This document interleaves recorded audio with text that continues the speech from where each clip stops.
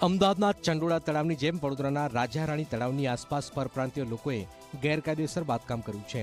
તળાવની આસપાસ લોકોએ 160થી વધુ કાચા પાકા મકાનો બાંધ્યા છે। આ તળાવમાં ટેમ્પરરી બ્રિજ પણ બનાવ્યું છે। પરપ્રાંતીય લોકોએ કોર્પોરેશનની આજબાથી પસાર થતી મુખ્ય પાણી લાઇન પર મકાનો બાંધ્યા છે। 4 મહિના પહેલા નોટિસ છતાં દબાણો દૂર નથી કર્યા।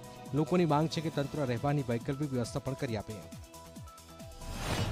और हम यहाँ तो मेरी शादी को तो 27 साल हो गए। उसके पहले से मेरे सास ससुरे रहते 70-80 साल हो गए। अभी कॉर्पोरेशन वाले आए थे तो नोटिस लगा के गए। पाल उकड़ेंगे तो हम कहाँ जाएंगे?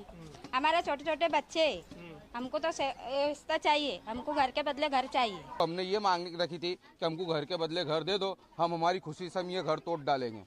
વડોદરા આખું પાણીમાં ડૂબ્યું। એનું કારણ કે જે નરી આંખે જોઈ શકે એવા દબાણો વિશ્વામિત્રીના હોય, ભૂકીકાસના હોય, રૂપારેલકાસના હોય કે આ જે તળાવોના હોય, એ તમામ દબાણો દૂર થાય તો જ આ વડોદરા શહેરમાં આવનાર દિવસોમાં આ ભવિષ્યમાં કોઈ એવી મોટી મુસીબત આવે।